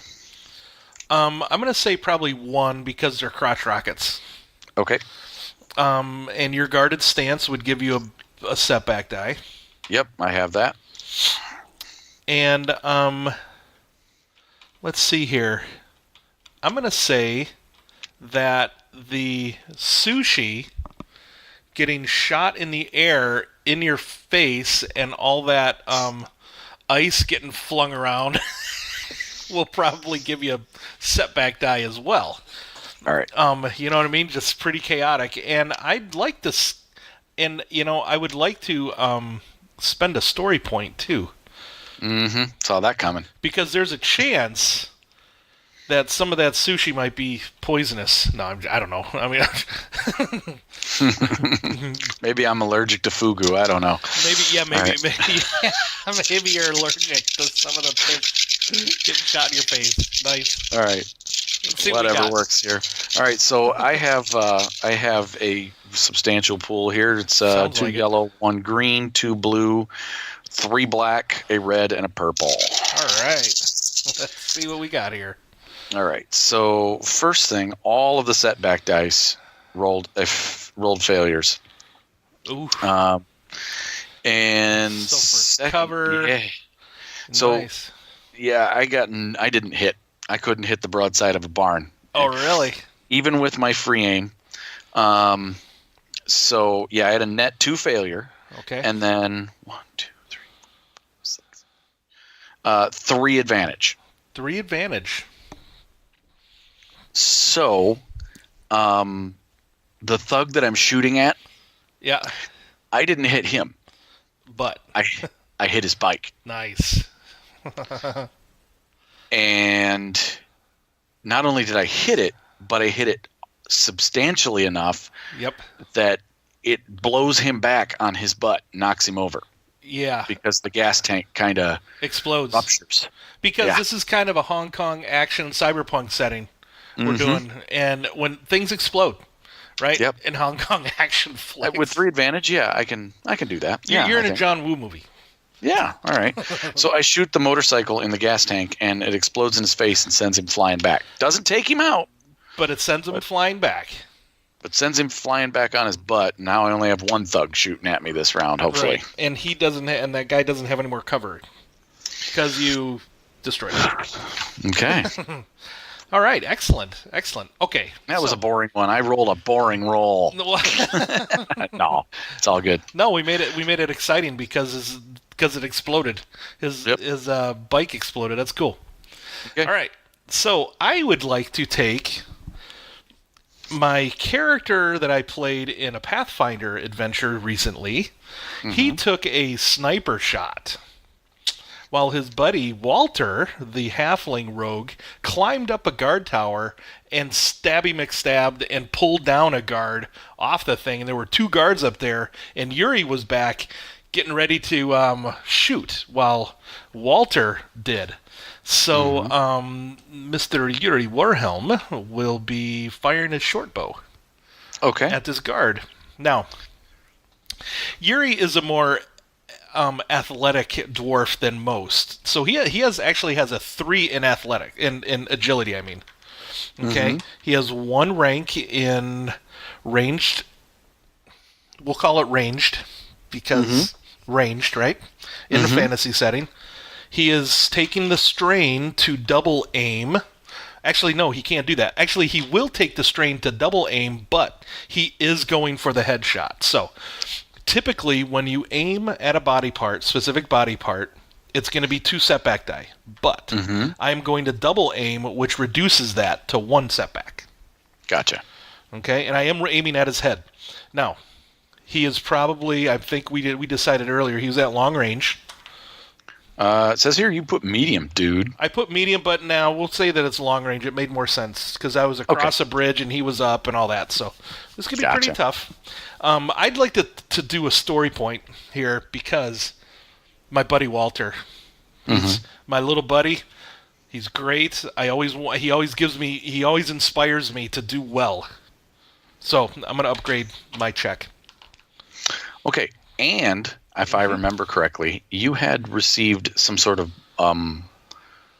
did you get a buff from the wizard also before you did this? I can't remember. Maybe I might have.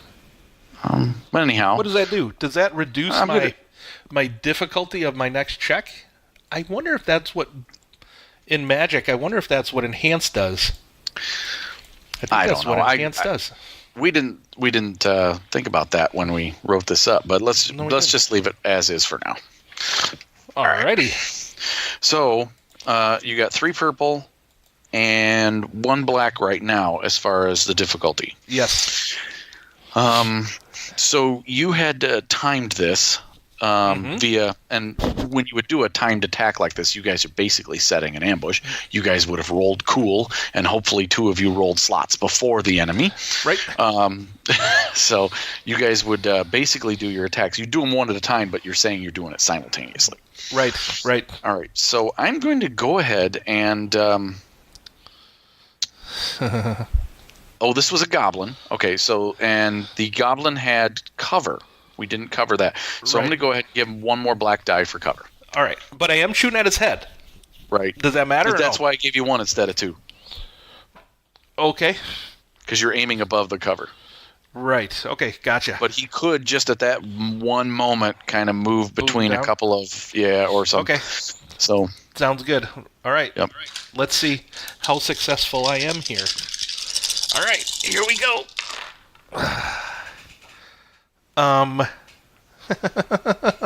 Well, wah, wah, wah. Poor Walter. Everything washed. Oh. And that cover, I believe my arrow may have stuck right on a pole, a post that the guy was walking behind. Okay. And unlike the natural 20 that I rolled in D&D, I failed this roll. Right. Which is always possible. Absolutely. Yeah, maybe with a buff from the wizard, you might have had a better shot, but I think so. He might have. yeah. Well, Cool. folks, that's Advantageous Threats for today. Kind of feels kind of anticlimactic because we already went through a whole combat encounter. Kind of does, doesn't it? Kind of does. And it's not like this podcast is going almost 2 hours or anything. Go figure. Sorry. I've been very loud and obnoxious today. I apologize. No, we're doing good. We're doing good here. All right, so then let's wrap this puppy up, man. Sounds good.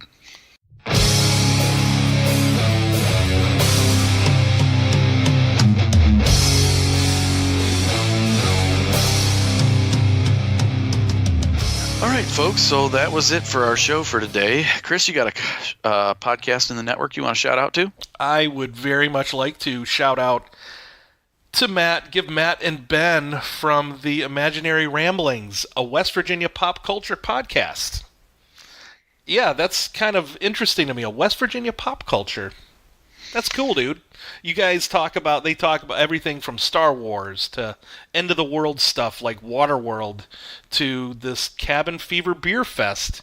And I believe they're playing Fiasco right now too. So pretty cool. There you could find them on Podbean at imaginaryramblings.podbean.com. And of course, you could find them on the G Plus network as well with us. So yep, and that's where you can find us over at the Google Plus Nerds International Network with a hyphen. Yep. You can talk to me on Facebook. We are up over 100 likes over there on Facebook. Woo. Or followers. Woohoo! I know. Woohoo! We have literally 100 of listeners. We have nice. We have tens of subscribers on YouTube. We have 50 subscribers, I think, on YouTube. Yeah, baby. Yep, and yes, we're on YouTube, we're on iTunes, and on Podbean. Yes, and you can find us email us at findingthenarrativepodcast@gmail.com to send us those questions as well. Yeah, or berate us for being idiots. I don't care. That whatever. Too. If you guys want. I don't take it personal. So I think our next show, man, we're gonna be talking some Tiernoth. Yeah, Realms of Terranoth review show in 2 weeks, folks. Yep, hopefully. We're going to have Jamie and Stefan from the RPG Brewery. So, and the Dragon's Toolbox there. Yeah. So, and that looks to be fun. I can't wait to get that book in my hands and start writing up notes for that show. I know. I hope they call me on Wednesday, man, to come get it. Because the Fantasy Flight Gaming Center is about 10 minutes away from me here. 10, 15 minutes away. Yeah, I got my local game store. I already pre-ordered it. They'll have it for me day of release. So Nice. Hopefully. All right. Well, folks, that's it for us. This is Tony saying, keep rolling them bones. And this is Chris saying, remember the rule of cool and to just have fun. Good night, all. Good night.